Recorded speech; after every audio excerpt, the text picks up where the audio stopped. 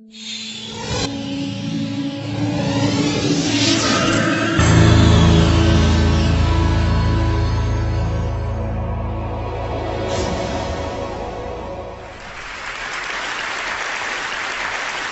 Zuckerberg, a journalist, was asking him a question about the news feed. And the journalist was asking him, why is this so important? And Zuckerberg said, a squirrel dying in your front yard may be more relevant to your interests right now than people dying in Africa. And I want to talk about what a web based on that idea of relevance might look like. So when I was growing up in a really rural area in Maine, the internet meant something very different to me. It meant a connection to the world. It meant something that would connect us all together. And I was sure that it was going to be great for democracy and for our society.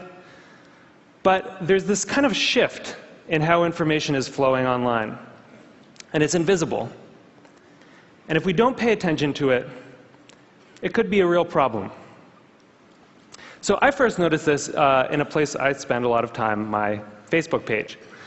I'm progressive politically, big surprise, but I've always gone out of my way to meet conservatives. I like hearing what they're thinking about. I like seeing what they link to. I like learning a thing or two. And so I was kind of surprised when I noticed one day that the conservatives had disappeared from my Facebook feed. And what it turned out was going on was that Facebook was looking at which links I clicked on. And it was noticing that actually I was clicking more on my liberal friends' links than on my conservative friends' links. And without consulting me about it, it had edited them out. They disappeared. So Facebook isn't the only place that's doing this kind of invisible algorithmic editing of the web. Google's doing it too. If I search for something and you search for something, even right now at the very same time, we may get very different search results. Even if you're logged out, one engineer told me, there are 57 signals that Google looks at. Everything from what kind of computer you're on, to what kind of browser you're using, to where you're located, that it uses to personally tailor your query results. Think about it for a second. There is no standard Google anymore. And the funny thing about this is that it's hard to see. You can't see how different your search results are from anyone else's. But a couple of weeks ago, I asked a bunch of friends to Google Egypt and to send me screenshots of what they got. So here's my friend Scott's screenshot, and here's my friend Daniel's screenshot. When you put them side by side, you don't even have to read the links to see how different these two pages are. But when you do read the links, it's really quite remarkable. Daniel didn't get anything about the protests in Egypt at all in his first page of Google results. Scott's results were full of them. And this was the big story of the day at that time. That's how different these results are becoming. So it's not just Google and Facebook either.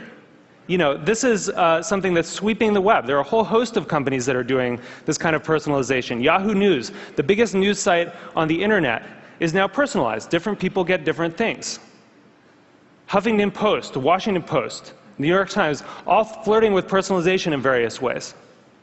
And where this moves us very quickly toward a world in which the internet is showing us what it thinks we want to see, but not necessarily what we need to see.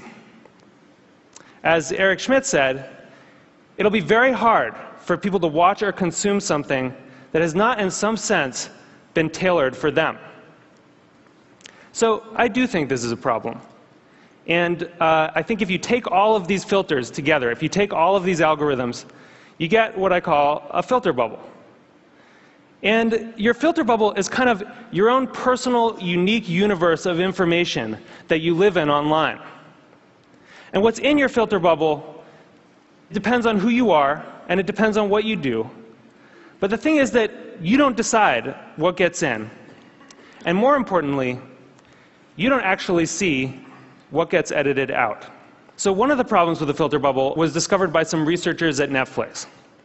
And they were looking at the Netflix queues, and they noticed something kind of funny that a lot of us probably have noticed, which is there's some movies that just sort of zip right up and out to our houses. They enter the queue, they just zip right out. So Iron Man zips right out, right? and waiting for Superman can wait for a really long time.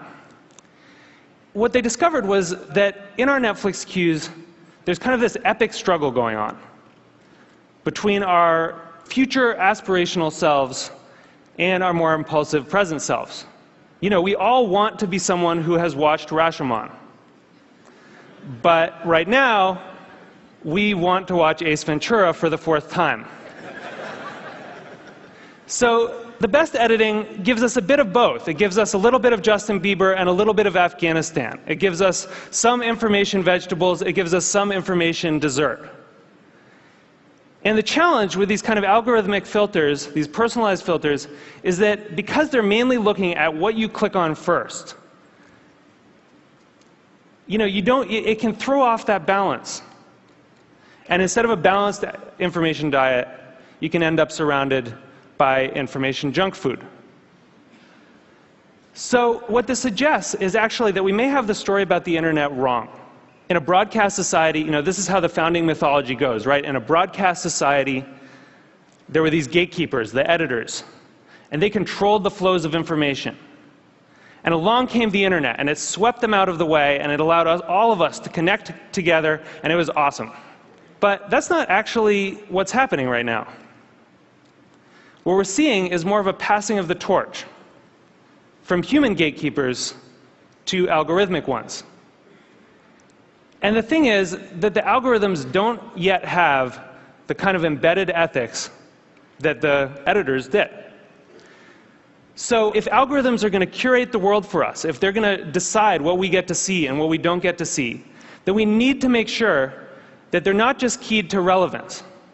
We need to make sure that they also show us things that are uncomfortable, or challenging, or important. This is what TED does, right? Other points of view. And the thing is, we've actually kind of been here before as a society.